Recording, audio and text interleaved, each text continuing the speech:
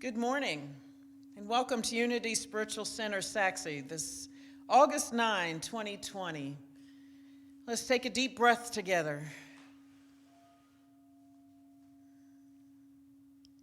Breathe and relax.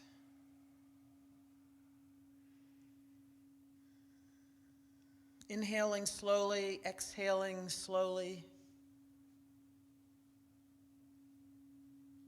Clearing the mind, opening our hearts,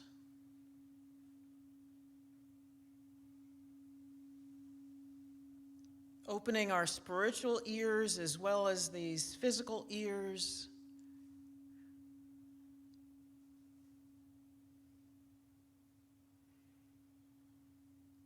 So that we are in tune with whatever message we are to receive today. Whatever inspiration we are here to find and discover. We open our hearts now, remembering who and what we are, the hands and feet of the divine.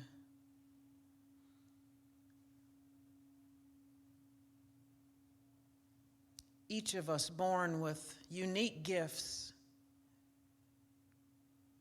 to bless each other and to bless the world.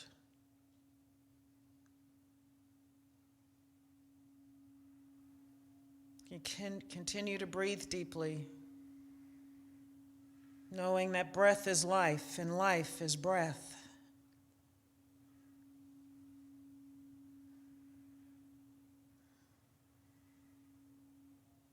Knowing that we are all one body, one heart, one humanity, one people, inextricably connected.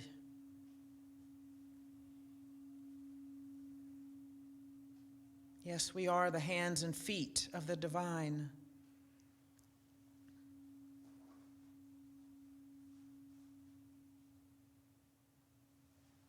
And so for this next hour or so, we poise more so that we are prepared to do whatever we are called to do when we step back out into the world.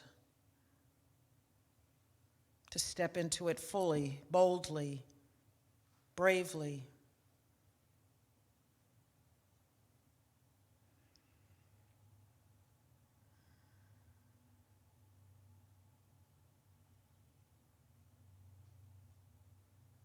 And now in the same spirit and with grateful hearts, we sing our centering song, Spirit's Prayer.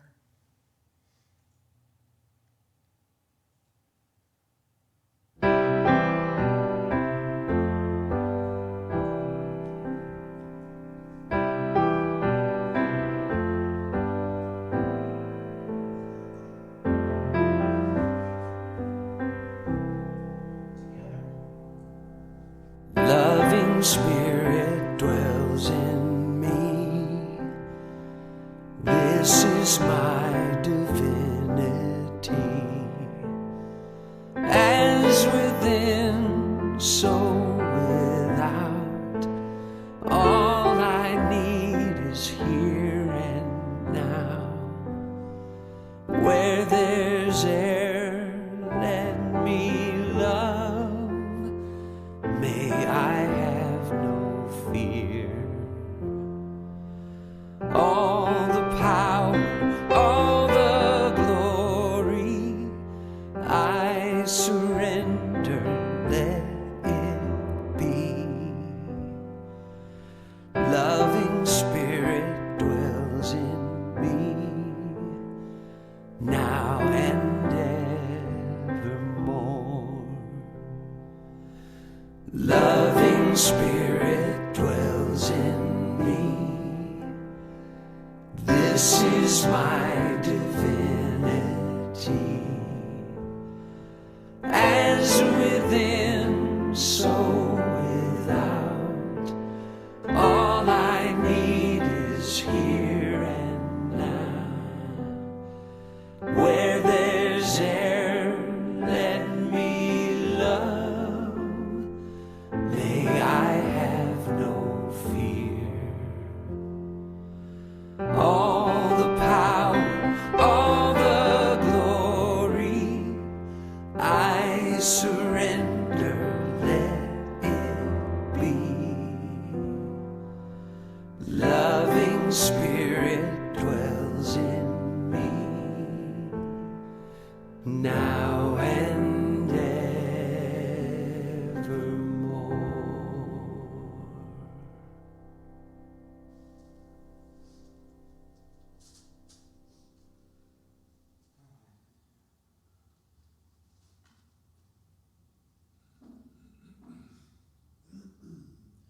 we surround our children, not just the children of this community, but the children of the world, in this very special prayer and blessing.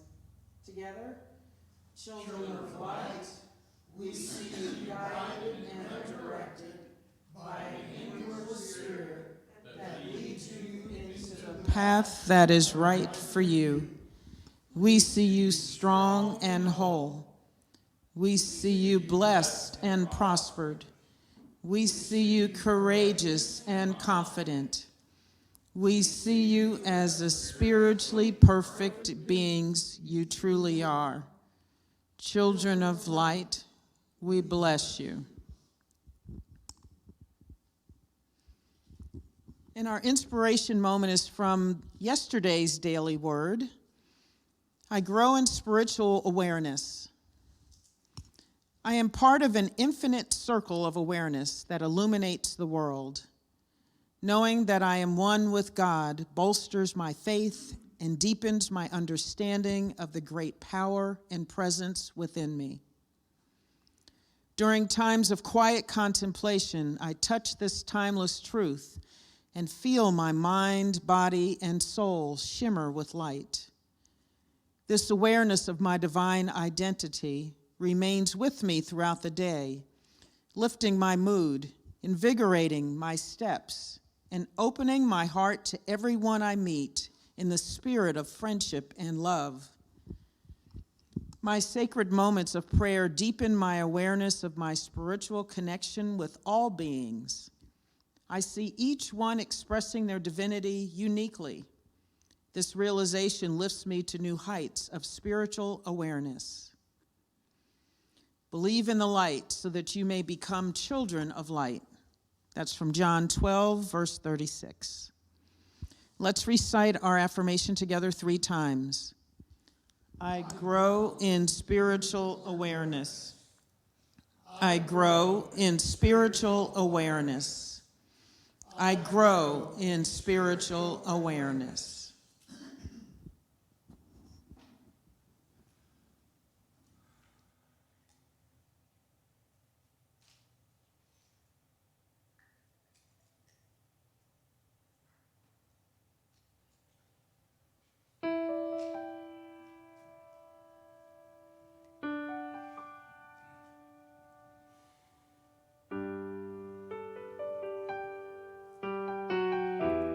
Something's calling me.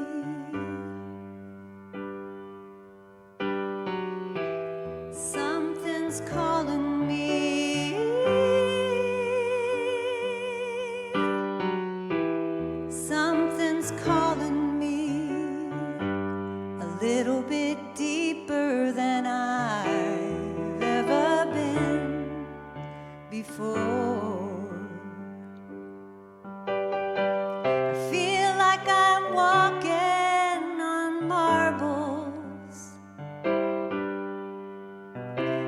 Still the earth beneath my feet.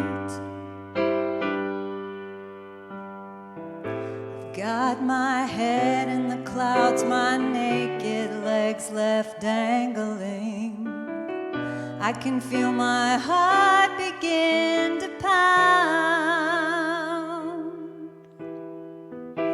Something's calling me a little bit deeper than I've ever been before.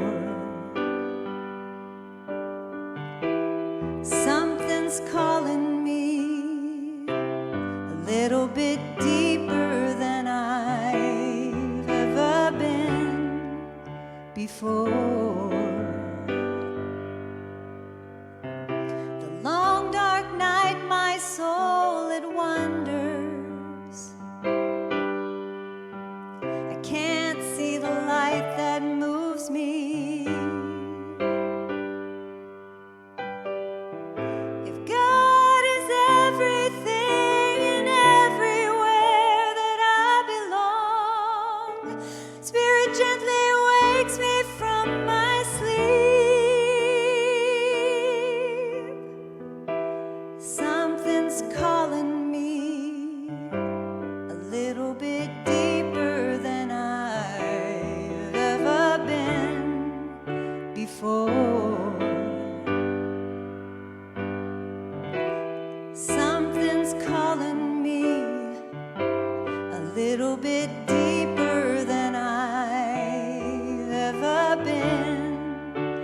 before.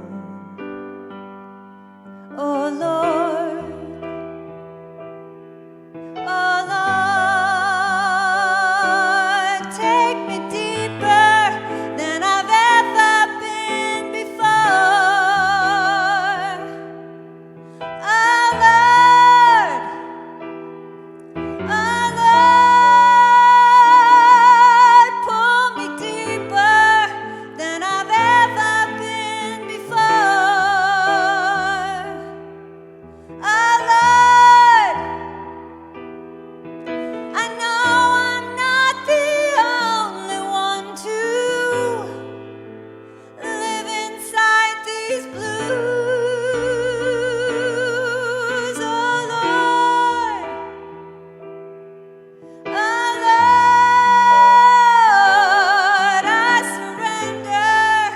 I surrender my life to you. Oh Lord, oh Lord, I give my life, I give my love to you.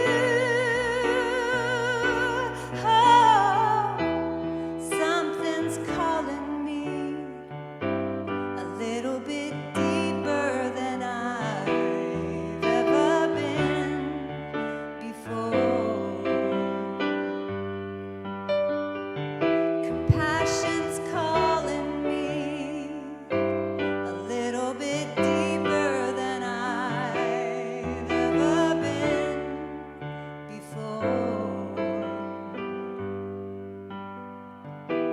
Love is calling me a little bit deeper than I've ever been before.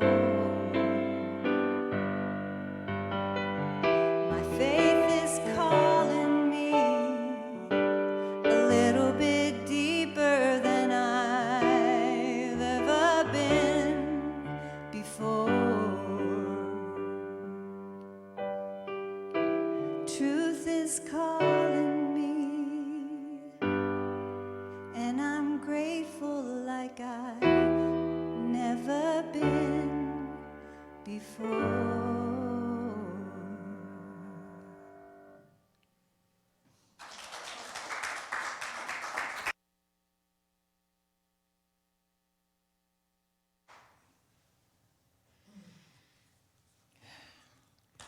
So I'm reading from Communion with God by Neale Donald Walsch. And for those of you who are not familiar with the Conversations with God books, Neale Donald Walsch started writing his first book, Conversation with God, after he had really felt like he'd lost everything. I believe he was estranged from his family. He was financially down and out, and really had just gotten to a place where he figured, you know, what does all this mean? And so he said out loud and said, you know, God, talk to me. I don't know what this is. Tell me what's going on. And what ensued was this conversation, and through several books. And the books are actually just a recreation of that conversation, where you see Neil's comments, his questions, and then he writes down what he heard from God. So this is from this might be his fourth or fifth book. Life is meaningless. That is difficult for many humans to accept, yet it is my greatest gift. So this is God talking. By rendering life meaningless, I give you the opportunity to decide what anything and everything means.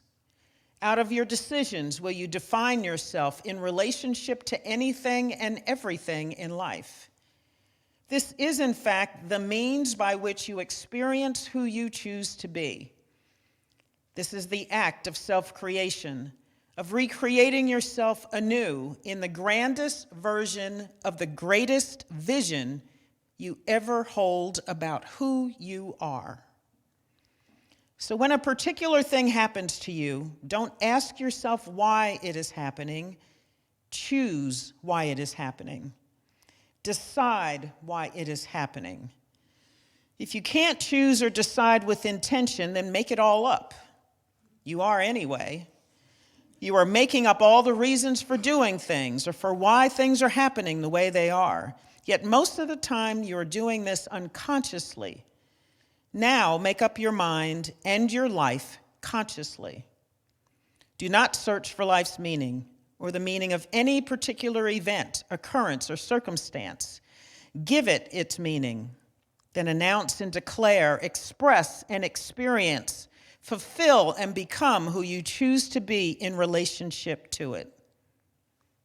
If you are a keen observer, you will notice that you keep bringing yourself the same situation or circumstance over and over again in your life until you recreate yourself anew.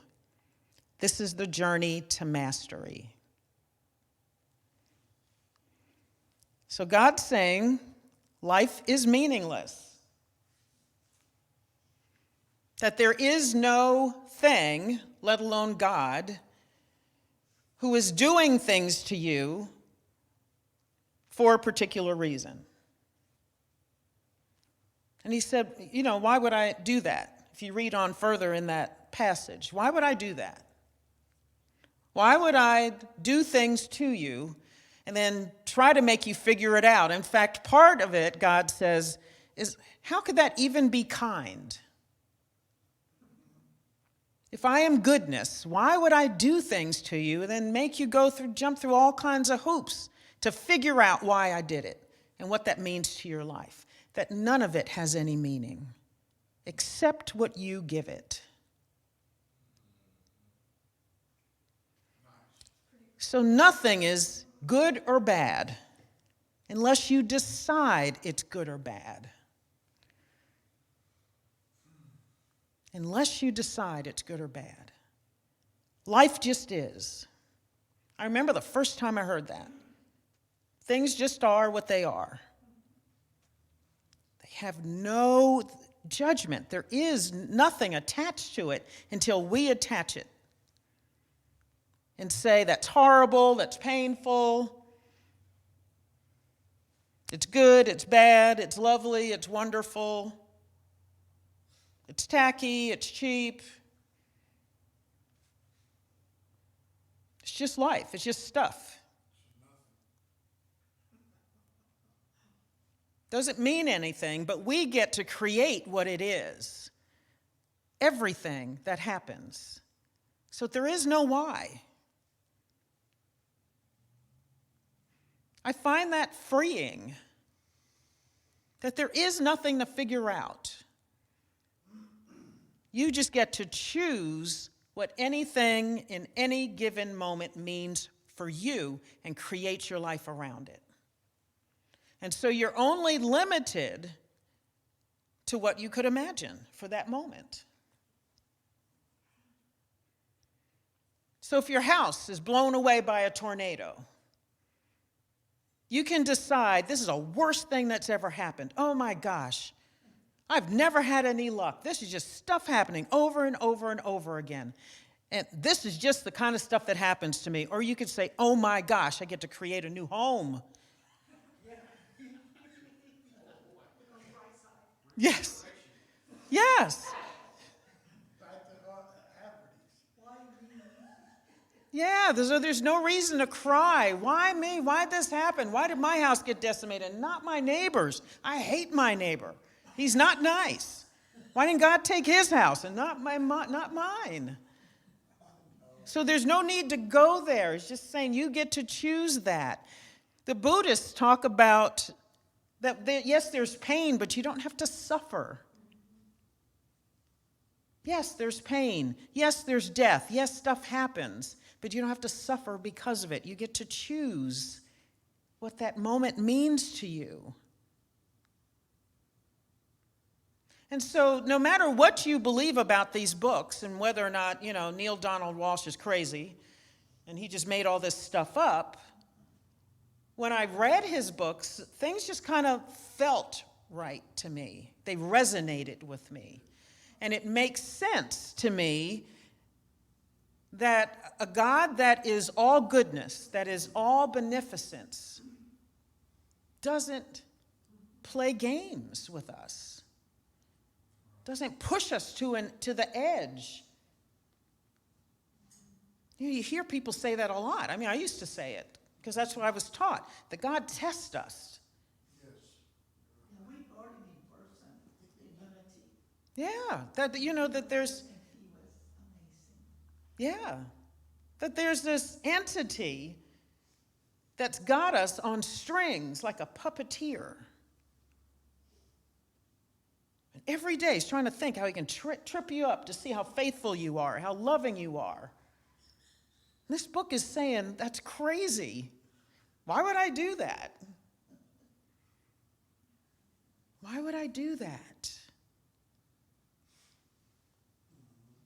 And so when we talk about our 12 powers, it is the power of imagination that can be used in every single moment. Because we are creators. We are creating our life in every single moment. We're creating this. You get to do that. And just like the passage I read, we're doing it anyway. You're deciding, whether consciously or unconsciously, what something means. And God is saying in this passage, go create what you really, really want. What turns you on, create it boldly, be fierce about it, and claim it and put it out into the world. And then it becomes that for you. Because whatever you speak into existence only comes to fruition. It can't do anything else. Can't do anything else.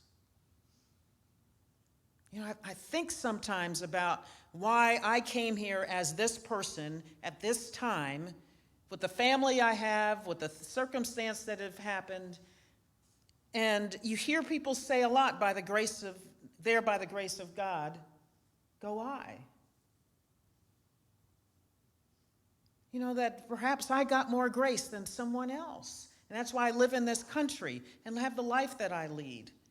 But maybe somebody else who's starving somewhere didn't get enough grace. What kind of a God would do that? What kind of an all-loving, beneficent creator would do that to somebody? And so I think sometimes perhaps that philosophy that we choose how we come to this world is correct. That seems to make sense to me then, that I chose this. I chose the challenges I have. I chose the family I have. Oh, Lord. I love my family, I do. But you know, we all have stuff, right? In our families. Most of us grew up with some kind of dysfunction. Maybe we're all choosing this. Maybe we chose to be here at this time. And so when we walk around complaining about the lives that we have, perhaps if we opened our minds and imagined what this could be, what we could create at this time, because probably, maybe, I don't know, I say probably because I believe that, we chose to be here now with the gifts that we have so we could create something here and now. So every morning when you wake up, you get to create something else. And then you get to call it whatever you want. There's some people who look like they have everything, and they hate their lives. They're unhappy. So it doesn't matter. Life is meaningless. There is no meaning attached to it. We get to choose. We get to choose. So what do we do with that? Yeah. What are you going to do with it? And each moment, you're at the moment of creation. Everything that exists in this world started with an idea. The chair you sit on, the clothes you have on, the furniture, the windows, the colors, everything. The AV equipment, all of it started with an idea first. None of this was here before. Somebody had an idea. Somebody created something. And we ended up with this life, with this existence, with this consciousness. We have created this consciousness we have. And so this lens through which you see the world is something you created. And if you don't like it, change it.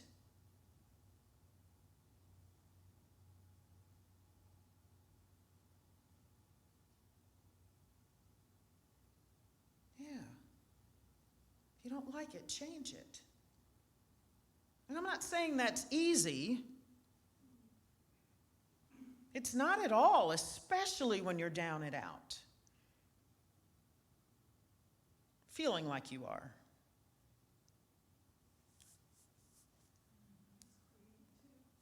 That's creative too. Yeah.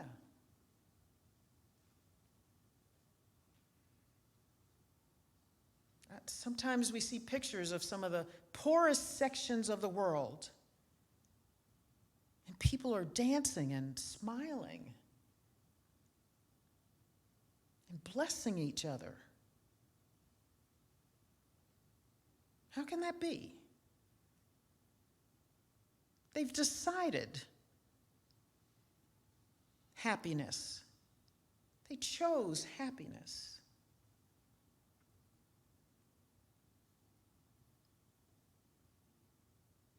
They chose it.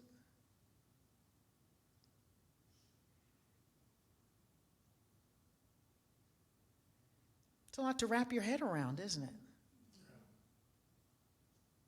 You know, it's a bitter pill sometimes because you think about things that have happened to you and you wonder, how could I have thought differently about something that was so painful? But we can. And I think it takes practice. This power of imagination, just like all of the other 11 powers, are skills that we build. They're muscles, spiritual muscles. And so it takes spiritual strength to imagine something different about what's happening in your world right now. Whether it's the world at large, our nation, our planet, or it's, you know, your 2,500 square feet or 1,000 square feet where you live. Whether it's within your marriage. Yeah. I mean, that's the basics of the whole deal, you know? And what I love about that book is he was just relentless about asking. And he asked the hard questions. He just kept asking and asking, 6 or 7 books worth. From the personal relationship to God, to friendship with God, to communion with God. And then he talks about the world and world issues. And what about this? And what about that? And what about hate? And what about evil? And what about Hitler? And what about this? And he just kept asking and asking and asking because he wanted to know. And now he's got this life that is so different from where he was when he first started that conversation with God, the God of his understanding.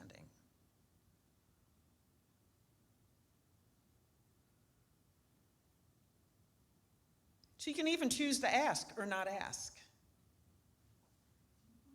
You can choose to close off.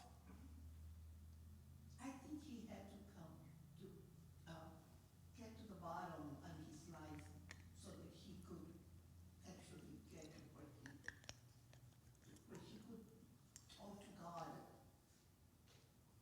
He had to be way down in life to ask questions. And to me, that when he talked at Church Unity, he said, he questioned it so many times. Like, what have I done to you? Yeah, what did I do to deserve this? Yeah. He said, you know, why me? Mm-hmm. And then once he started having the conversation with him, he understood. He would have never thought about that if he had not been in the place that he was when he actually found God. Yes. Yeah, sometimes we do have to hit rock bottom or get to a bad place before we start asking questions or until we want change. But not necessarily. We don't have to go there. That's correct. Yeah, I mean. We don't have to go to rock bottom. That's right. But often in our humanity, we have to, get hit hard on the head before we say, oh, maybe I want to change. The truth is, everybody's bottom is different. Yes. They never go where some of those people go. Yes. Yes. Some of us have bottom here. Some of us have bottom here. Some of us have bottom over there. Yes. Yeah. So my bottom might look different from yours. Yes. And how many of these questions he has got, did we ask God too? Yes, we do. I'm sure there are millions of people at some point in their lives ask God, why me? Why me? Yeah. Why'd you do this to me? Why me at this time? Or why again? Just got through something, and now I feel like I'm getting hit again. Yeah, or why them? Yeah. Why them? Yes. That's, Yeah. Yeah, we have a member of our community who's very sick. And yeah, so you think, why her? Why her? Yes. Yeah. Why? And God is saying here there is no why. Ask yourself, why?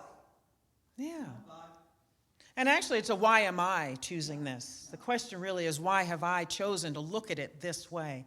Why am I creating it like this? And why can't I choose something else? And the answer is, you always can. You always can. And will you? Because sometimes it's just easier to sit on the bottom and gripe and choose to blame something or someone else. It's called a pity party. It's called a pity party, yes. I've had many of those. Quite elaborate parties that lasted hours, if not days. that's from way back. That's I've had many a pity party. girl you gave me ate the apple. It wasn't me. Yeah. That's right. That was the girl you gave me. No. And sometimes we'll be with each other in our pity parties. Sometimes we'll do that. Misery Loves Company is a group pity party. A group pity party.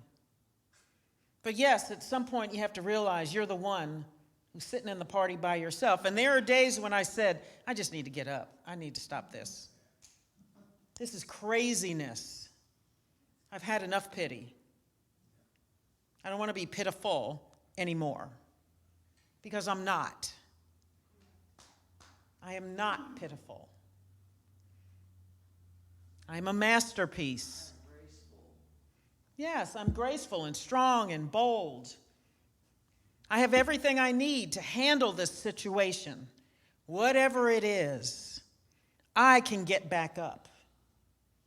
I refuse to go to this bottom again. Let me get myself back up and realize who and what you are. Remember who and what you are. That you are an expression of the divine. An expression of the divine. How wonderful is that? How can you be on the bottom when you're affirming that for yourself, remembering that, talking about that, feeling it, hearing it? So our time in the secret places, that's the time where we get to expand that and feel that. Experience God as us in the quiet place, the sacred place, the secret place. That's why we're doing this 100 days journey. So we can see it and feel it and be in it every day. And then that way, at some point, that's all you know. That's all you experience. And then everywhere you go and everything you do, you experience as goodness. Goodness. Because there's no other way that you could see it. No matter what's happening. So someone's dying, a loved one's dying right in front of you. You still know that there is goodness in the moment. Yeah.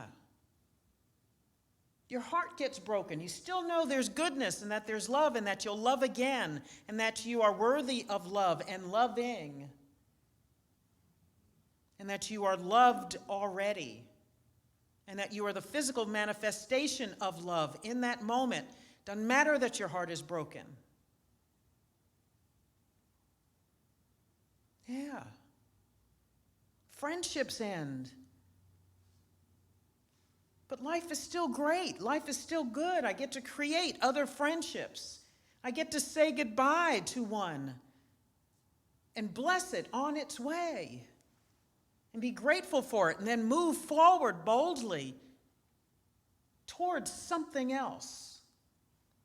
Nurturing other relationships, forgiving yourself for whatever needed to be forgiven, and stepping forward in life.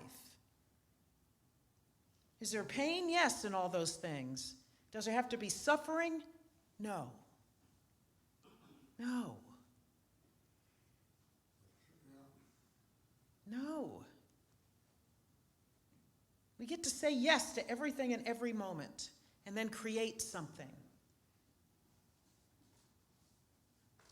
We started out the year reading Divine Audacity by Linda Martella Whitsett. And this is what she says about imagination. Imagination is our powerful capacity to picture what can be, and by holding that idea and developing it until we feel its effects while it is yet unmanifest, to live into that idea until it essentially becomes our reality. In a sense, imagination is our primary power because it is essential for the cultivation of all our magnificent spiritual capacities. Our ability to imagine is paramount. It is of such prime importance that 20th century metaphysical author Neville Goddard regarded Jesus Christ as the exemplification of the power of imagination. In Goddard's view, imagination is our redeeming ability. By the power of imagination, we can revise our past experience as well as create an ideal future. We can imagine ourselves into our true nature and assert our greatest spiritual capacities. I know what he says about exercising your imagination. Expand your imagination. Expand it. What you consider the unimaginable. Mm-hmm. Oh, it's hard.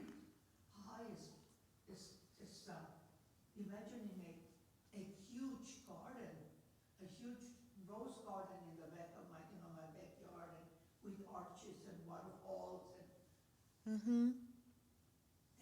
we expand our imagination to a point that it may seem like I'll never see that,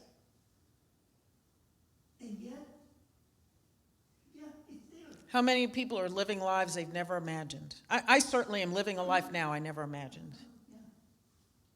Imagining this book full again Mm-hmm. with people. I love that imagination. Seeing people, we're looking for chairs, no chairs. That's exactly To right. accommodate people. Yeah. And it even says that you can heal the past. You can choose what your past was. It doesn't have to be what you thought it was. You can change your thoughts about your past, no matter what it was. No matter what you deemed it before, you get to recreate your past and decide it was something else. And then it is. And then it is. Look at the power we have at our fingertips. You can flip a switch in your mind and decide what your life is in this moment and in the future, and even in the past. That's what imagination Mm-hmm. If we don't have that imagination, we can't, I mean, the visualizing what you want to manifest, but you have to imagine Yeah. and be able to see and visualize that divinity. Yes. Yes. You have to visualize it before you get it. Visualization. Yeah. And after you visualize it, then you have to feel it. You have to embody that feeling. It has to radiate through your body. You have to feel it in your cells and in your bones. And that's what brings it forth into reality, physical reality. See it, feel it, and it happens. See it, feel it, and bring it forth. I remember Joel Osteen, when he was talking about money sometimes, he said it takes the same amount of energy to imagine your life at the $1,000 level or the $1 million level. Spirit knows nothing about zeros. So same amount of work you do to have a little bit of money is the same amount of work you do to have financial independence. Choose what you want. So you can have a relationship that's, okay. It's not so bad, or is a little better than what you had before, or you can have the love of a lifetime. What are you choosing? Why settle? Why settle? Unless you choose it.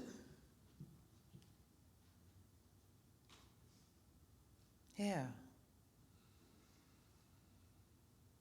So choose what things mean in your life. Be intentional, be bold, be strong, use your imagination, create it, and step forward into it. Start living like it has happened. Choose who you are. Feel who you are. Move through the world as that person. And everything changes. Everything. Let's take this into meditation.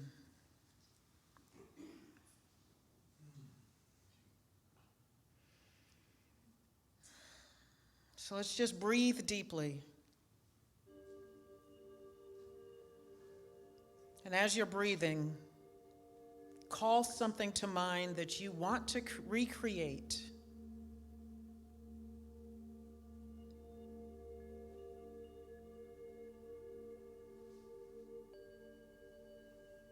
Maybe it's some part of your life that you believe is at rock bottom.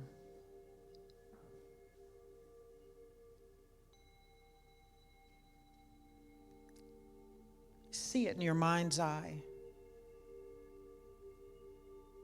And just for a moment, let yourself see it the way you've been judging it for the last day, weeks, months, years, or even decades.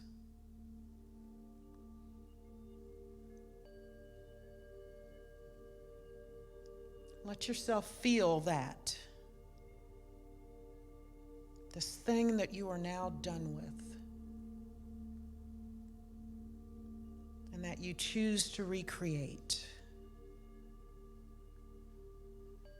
Whether it's your financial life, your health, your relationships, your work.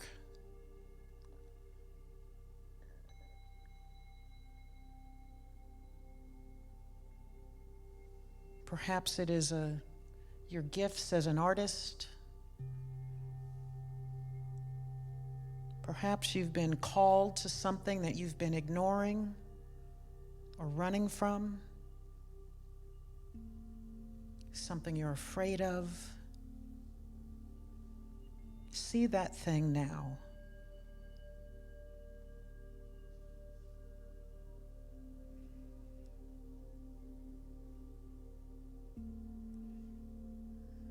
Now take a deep breath. Take a deep breath. Breathe in and out. And as you exhale, start to see that thing change. Be willing. to recreate it. And in your heart of hearts, say to yourself, I'm ready now to recreate this.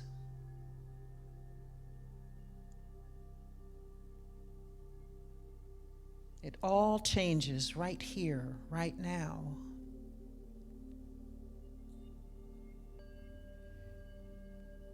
And now, as you continue to breathe deeply, start to see that thing, whatever it is, differently.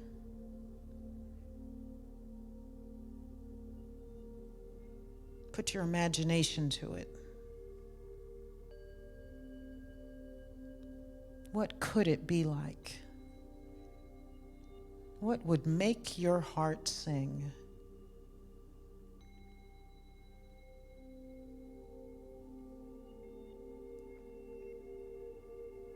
Not just okay. What would make your spirit dance?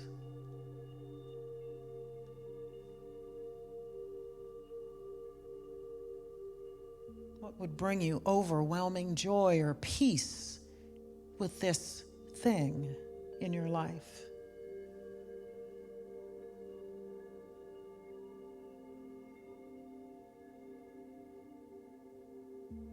You have dominion over your thoughts, words, and actions. You are a creator, the one who chooses what that thing looks like and how it manifests in your life. It is your God-given power to choose, to create, to be and to have something else. So keep seeing it differently. Now let yourself feel what it would feel like when that is in manifestation. Allow the joy, the peace, the happiness, the strength from a healthy, strong body.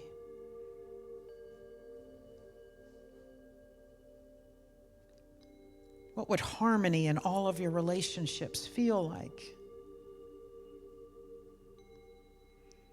What would harmony and peace in the world feel like?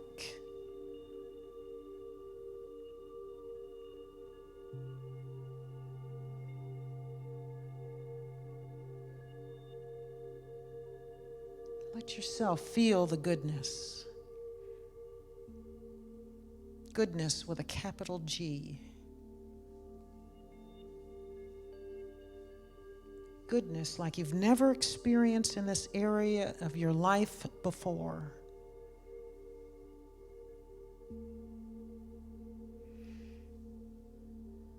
Just let yourself be in that feeling. Let it spread through your body.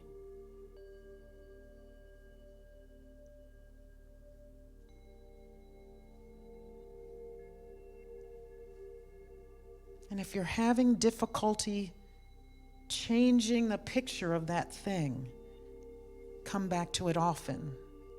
Come back to it every day and develop that muscle of imagination around this area. Let it expand. Let it grow.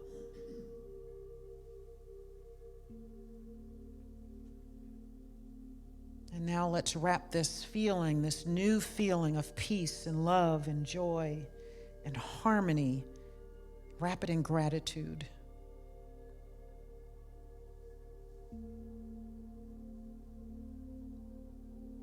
Say thank you for it. Because you have conceived it. And that means it will be. When you hold that vision in mind and continue to feel it, it has no choice but to come forth. Let's take a deep breath together. Breathe in. Breathe out. Knowing that you are loved and supported by your community, in this creation. Breathe in and breathe out.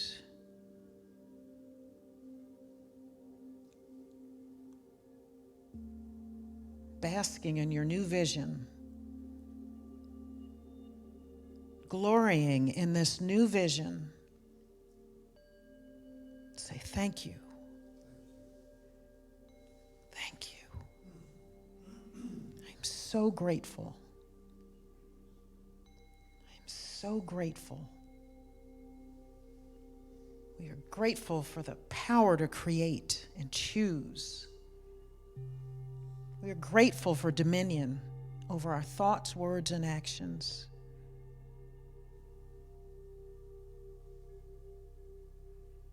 Let's take one more breath in together. Inhale, hold it at the top, and exhale, landing in peace.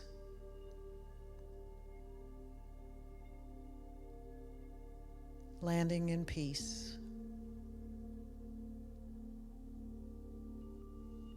Let's just take a moment to be in the sacred place, the secret place together.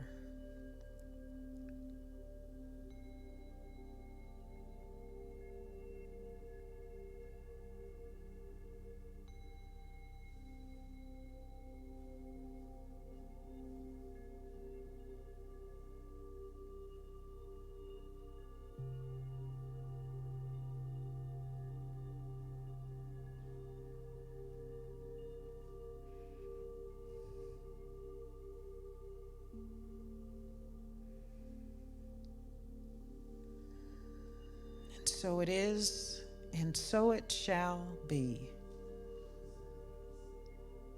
Amen.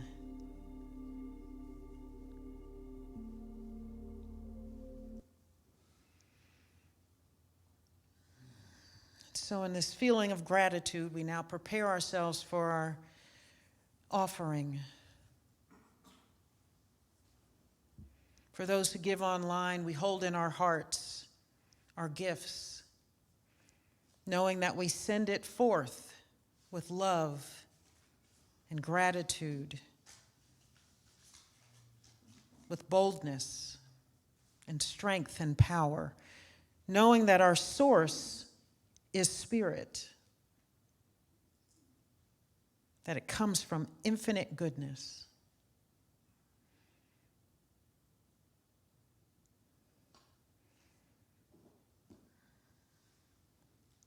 Now let's recite our celebration of giving together. Divine love as me blesses and multiplies all the good that I am and have, all the good that I give and receive, and so it is.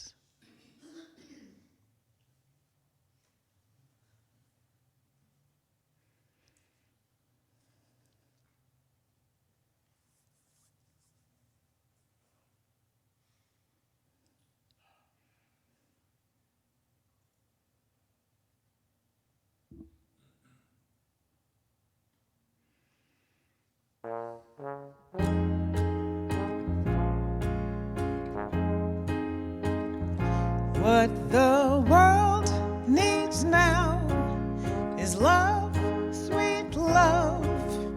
It's the only thing that there's just too little of. What the world needs now is love, sweet love. No, not just for some, but for everyone. Lord, we don't need another mountain. There are mountains and hillsides enough to climb. There are oceans and rivers enough to cross, enough to last till the end of time. What the world needs now is love, sweet love. It's the only thing that's there's just too little of. What the world needs now is love, sweet love. No, not just for some, but for everyone. Lord, we don't need another meadow. There are cornfields and wheat fields enough to grow. There are sunbeams and moonbeams enough to shine. Oh, listen, Lord, if you want to know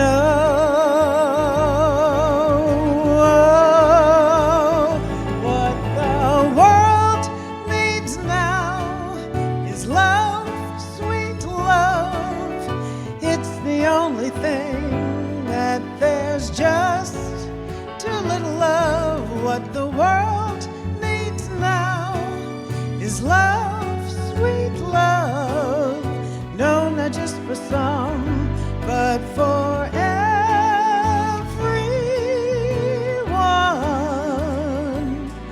Everyone.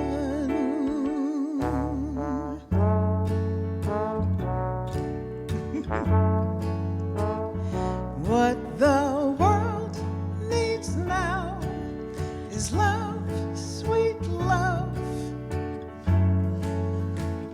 sweet love. What the world needs now is love, sweet love, love, love. Choose love, choose love. Every day, love for you, love for me, love for everyone in the world. Sweet love, love. Choose love.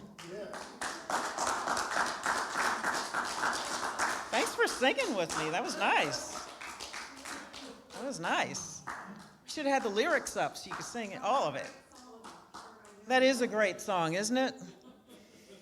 Let's bless our tithes and offerings. We are so deeply grateful for all the time, treasure, and talent that flows into this community, enabling us to do our perfect work, the work that we have all been called to do together, to not only bless the people who walk into these doors, into this beautiful sanctuary, but everyone who hears our voice, everyone who watches us online, everyone around the world. Amen. So just a few announcements. We have our Zoom call at 12:30 today. So the links are on Facebook and they are on our website. And I think they were also in the last newsletter. So that's 12:30 today. Join me. Let's talk about life. We'll talk about how meaningless life is.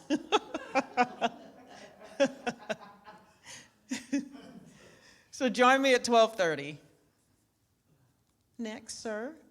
We're continuing our Zoom meetings Tuesdays at 6:30 and Saturdays at 11. And I now put a new graphic up on Facebook so you can see the meeting IDs. I can't put a link on the graphic because then the link won't work. But the ID is there, and all you have to do is open up Zoom, and it'll ask you for a meeting ID. You just put that number in there. I think it's 10 digits, and it'll take you right into the meeting. Makes it easy. So we've canceled our September 12th date. Yeah, we're just going to reschedule it at another time. So Fred Gardenauer, your president of the board, is coming up to talk to you about that.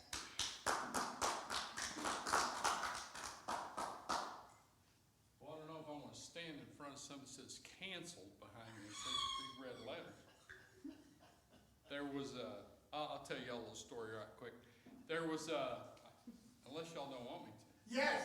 Okay. No, oh, man. There were three guys out for a hike. They came to a raging river. I mean, this thing was wide, deep, and rushing. And so the first one says, God, can I get muscles big enough to be able to swim across? So, poof, he had he had a huge physique, big legs, big arms. He started swimming across, got across in 2 hours. Second guy said, God, can you give me a boat lets me row across. So poof, there's a boat. 45 minutes later, the guy makes it across the river. Third guy stands there for a minute. He says, God, can you make me smart enough to find out how to get across the river? Poof, he turns him into a woman. She looks at a map, walks 5 minutes downstream, walks across the bridge.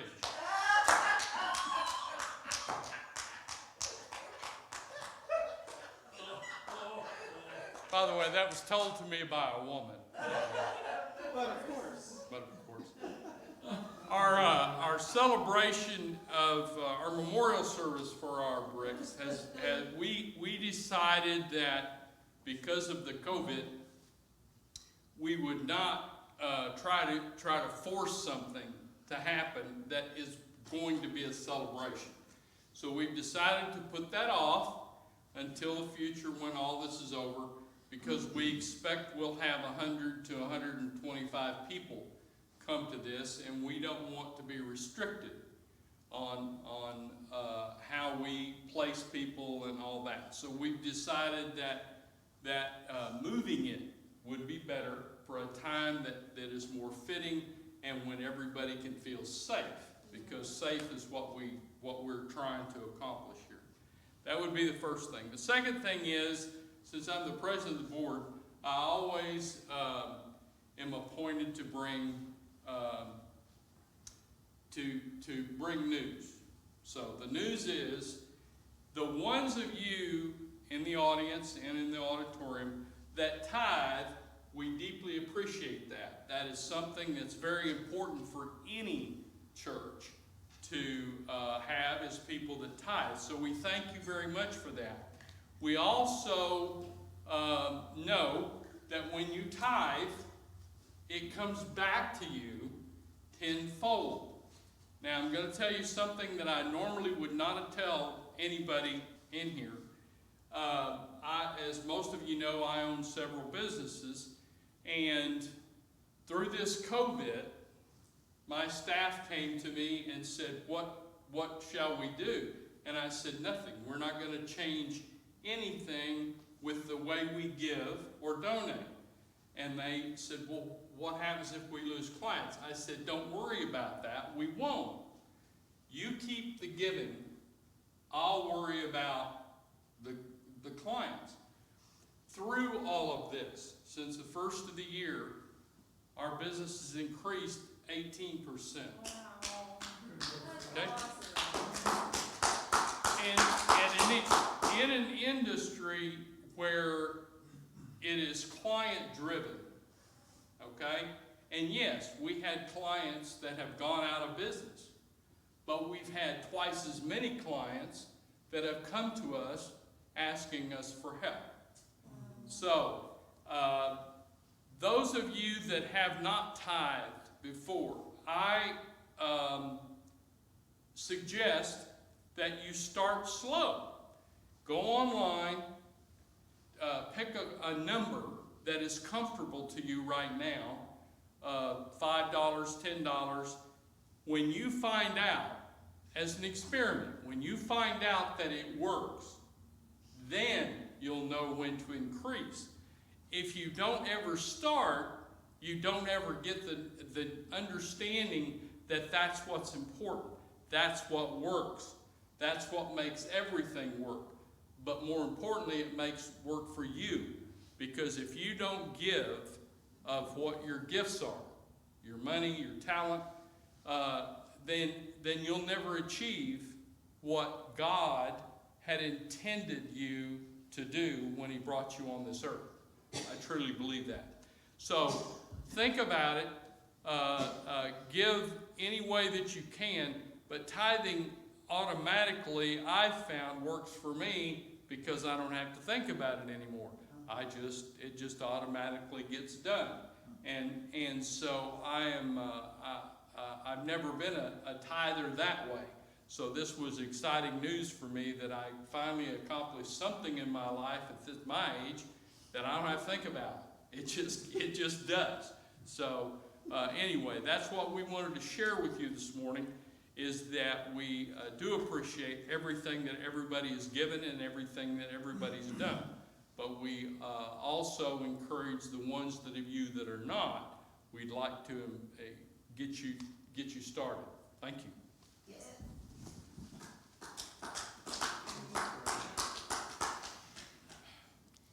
So let's lift names up in prayer, that people that we want to remember. So definitely Vicky and her family. Anybody else? Paul. Paul? Eddie and Reba. My friend Monica. Monica. For the Silverberg family, for my family, for my niece especially. For Michael. My Uncle Joe's family. Mhm.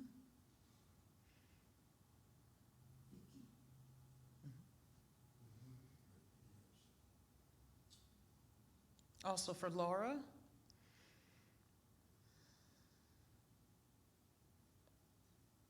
So for each of these souls, and for all those who are in our hearts but may be unnamed at this moment, we know that their highest and best is at work in their lives. And we know and affirm that that is happening, and that they have peace, joy, and comfort.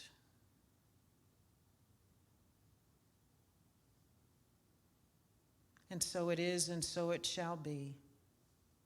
Amen. And now it's time for our prayer for protection. Surrounds us. The love of God enfolds us. The power of God protects us. The presence of God watches over us. Wherever we are, God is, and all is well. And now our vision affirmation for our center. Together, we are a growing, thriving spiritual community. We are stepping more fully into our innate divinity and earnestly expressing our I am nature each day. We give freely, generously, and lovingly to the places where we receive our spiritual food, and we are manifesting overflowing abundance in every area of our lives like never before. Our collective energy is a positive magnetic force that attracts spiritual seekers to our center every week, and our Sunday services and events are now filled to capacity. We are peace, we are prosperity, we are joy, we are love, we are Unity Spiritual Center Saxe. And that's the truth, Ruth. And that's my imagination. Our church to be packed full again. As soon as we can. And so we thank all of you for joining us this Sunday morning. Remember, you're a part of this family, whether you're sitting in the room with us or you're watching us online from wherever you are in this country or around the world. So thank you very much. Have a blessed week. Namaste.